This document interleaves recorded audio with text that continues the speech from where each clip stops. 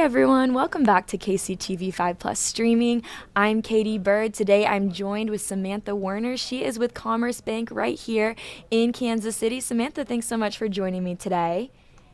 Thanks for having me. Yeah, so I want to first start by asking you, it's actually International Fraud Awareness Week. I think it's very timely. The holidays are right around the corner. I'm excited to dive into this today. I first want to ask you, Samantha, what are the biggest tricks that fraudsters use, especially around the holidays?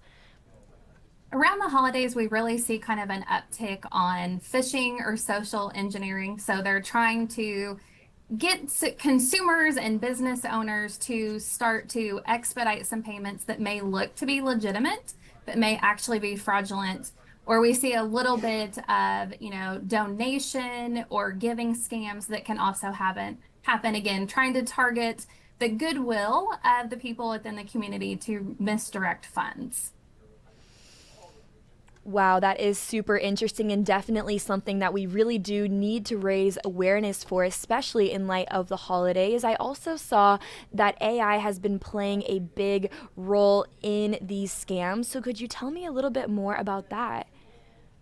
Yeah, so AI can be our friend and also our foe as we look at how it's being used. So, in the news in recent months, we've seen things where with AI, they've been able to fake. So, the person on your screen could be a hologram and not necessarily the person that you think you're speaking to. And really allowing you to have that sense of comfort of having that individual in front of you thinking it's real, and really it's just a hologram created by one of the fraudsters. Wow, that's certainly very scary. I know every time I get on my phone, I feel like there's more and more AI, and it can be really difficult for every age group to really tell what's real and what's fake. And I know there's a pretty shocking statistic that you guys shared with me. There's a 700% increase that AI tools have created in deep fake related fraud attempts in the past couple of years. It's a very shocking number. I'm also curious, Samantha, what are the most common demographics that are susceptible to these frauds? It really gets everyone, Katie. It's not a situation where it's one demographic or another. We've seen it get, young people, we've seen it get to the elderly and everyone in between. A lot of it, when I'm talking to our business owners, I sometimes joke about how, we don't want their employees to think like criminals because really we're thinking of what are those internal controls to prevent internal theft. But really, what we need them to understand is their employees need to understand what these fraudsters are willing to go through to steal money from people that don't suspect it to happen to them at any given point in time. So, really, it's just the awareness of what are those things that are happening out there so that you know to maybe second guess that email that comes across that looks legitimate. Hover over the email address, see if there's any extra letters in there. If you get a phone call and there's some urgency that you need to take care of a payment transaction, pausing, maybe hang up, call a phone number you already have on file. If it's someone perpetrating your bank, call the phone number on the back of your debit card to get to someone to be able to authenticate whether that was a real phone call or not.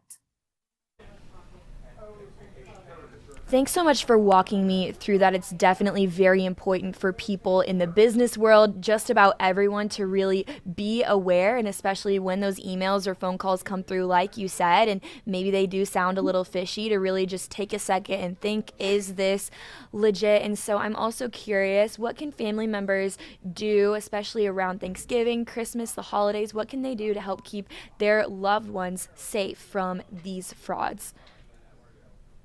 Make sure that you're having those conversation with your loved ones and your parents, your grandparents, having that conversation so that they're aware that this is what can happen. We've seen some where they've tried to scare grandparents into thinking that a grandchild has been arrested, of making sure they understand to call a family member, bring them into the situation, let them help vet that so that they can make sure that they're not a victim of fraud.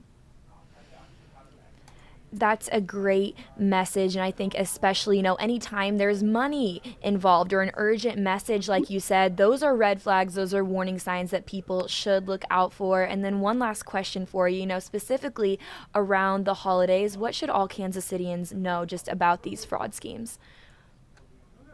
Just again, being extra careful, knowing that one of the newer ones we've seen in recent months is them pretending to be your financial institution. So you're getting a phone call from someone that says they work for your bank. They're validating fraudulent transactions. We've seen them say where that person has come in to cash a check and they ran off, and so they're just trying to make you aware. Know that your financial institution partner would never ask for sensitive information over the phone. So be very diligent about not giving out your user ID, your password, your login information to online banking, nor providing any of your account data over the telephone. That is something that the fraudsters have learned is something that they can go after and is an area they've been targeting in recent months.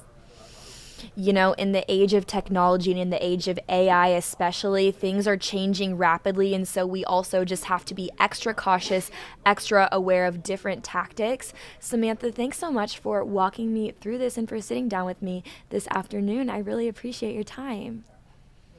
Thank you. We're always happy to share what we see going on. That awareness, again, is the first level of prevention.